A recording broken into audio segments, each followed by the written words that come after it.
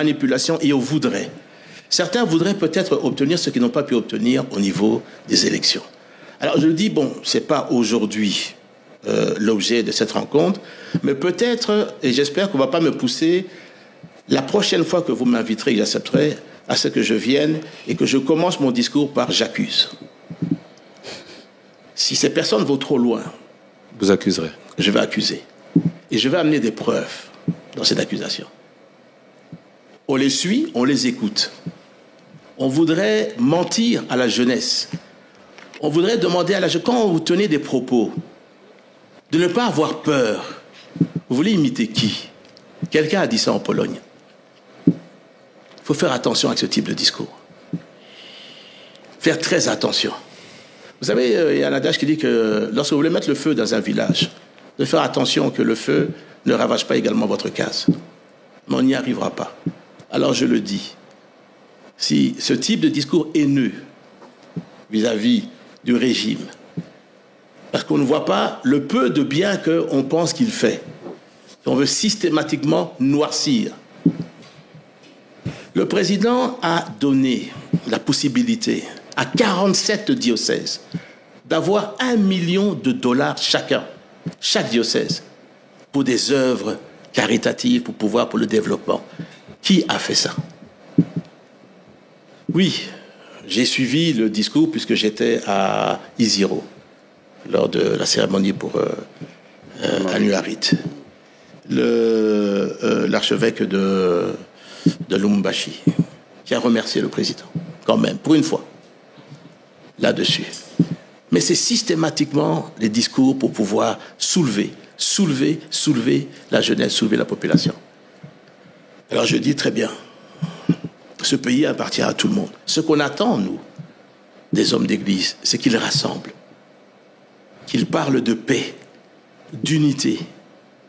Nous sommes en guerre, on est attaqué, notre pays est attaqué. Le pays, il y a des déplacés, plus de 2 millions de déplacés internes. Au lieu de pouvoir nous rassembler, devant la personne qui représente l'unité de ce pays, qu'on l'aime ou qu'on ne l'aime pas, mais le pays est attaqué.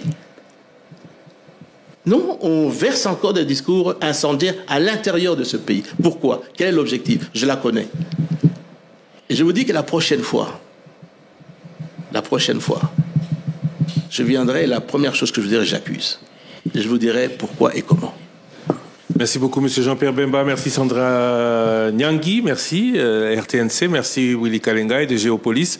Merci à vous, Monsieur le Président du MSC, vice-président de la République. J'ai une toute dernière question. Oui. On parle de la révision de constitution, au changement de constitution.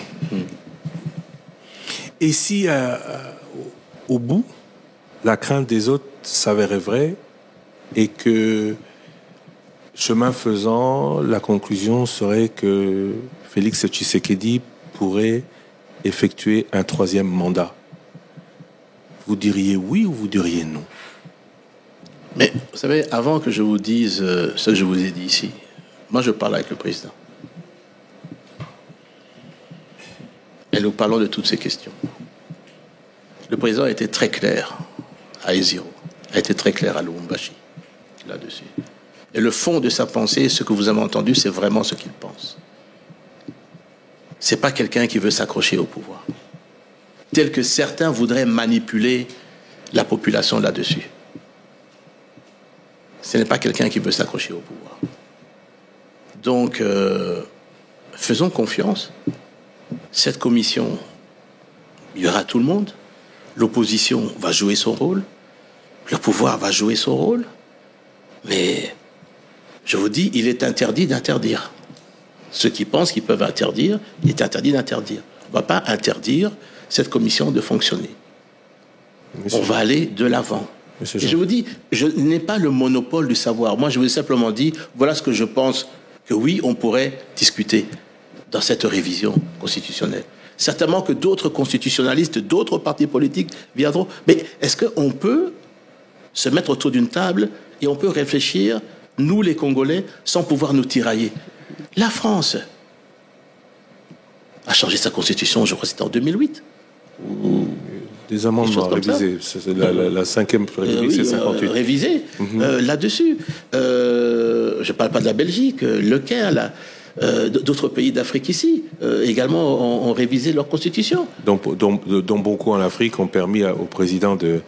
Ça, c'était autre chose. Je dis simplement, c'est que on peut se mettre autour d'une table. Et je vous dis, le président est quelqu'un de raisonnable. Il n'est pas insensé. Mais si, c'était là ma question, un troisième mandat s'ouvrait à lui, vous le suivrez. Mais je me demande, et je vous demande, moi j'ai entendu ce que le président a dit, encore à Isiro. Il dit, je ne suis pas dans la perspective de ceux qui sont en train de vouloir enflammer le pays. Je n'ai pas demandé un troisième mandat. Il a dit. Il a dit, pas simplement en privé, il a dit en public. Il a dit, mettons en place une commission qui va discuter de ces questions-là. De quoi a-t-on peur ? Monsieur Jean-Pierre Bemba, je vous remercie. Merci à vous, chers auditeurs, chers téléspectateurs, d'avoir suivi cette édition spéciale d'1h40. C'est assez exceptionnel. Merci à vous d'avoir, en cette soirée de mercredi 5 décembre, consacré autant de temps à Top Congo et à... Bon, on va pas prendre rendez-vous dans 3 semaines sur l'état des routes, mais on espère vous voir plus souvent devant la presse et aussi devant les députés. On vous a jamais vu, hein, on ne peut pas interpeller le président. Mais vous savez que je reçois des questions écrites. Hein. Encore, j'ai répondu, c'était aujourd'hui matin, une longue question écrite. Question au Parlement, en direct, devant les députés, vous irez, vous répondrez. Mais je dis que je préfère privilégier les questions écrites. Si je suis pas, si c'est pas lisible. Vous imposez votre règle? Non, je n'impose pas, mais je dis là-dessus que s'il y a des questions écrites, je réponds aux questions écrites. Et s'il y a des questions orales, je pense qu'il faudrait quand même qu'on puisse arriver à avoir un certain respect également et pas traiter certains comme ils sont traités. Je sais de quoi je parle. Merci à vous. Laissez les choses se faire calmement, d'une manière paisible. Merci à vous. Parce qu'il ne faut pas que ça devienne un pugilat aussi. N'est-ce pas ? Merci à vous. Dans quelques instants, la rediffusion de votre émission Le Débat qui, ce matin, était assez particulière puisque c'était une émission co-réalisée avec la Deutsche Welle en direct du chapiteau du Grand Hôtel. L'actualité continue sur votre radio. Merci à toutes les télévisions et radios partenaires. Merci particulièrement pour cette édition spéciale à la RTNC et à Géopolis Télévision, dont les auditeurs et téléspectateurs nous suivent en ce moment. À bientôt.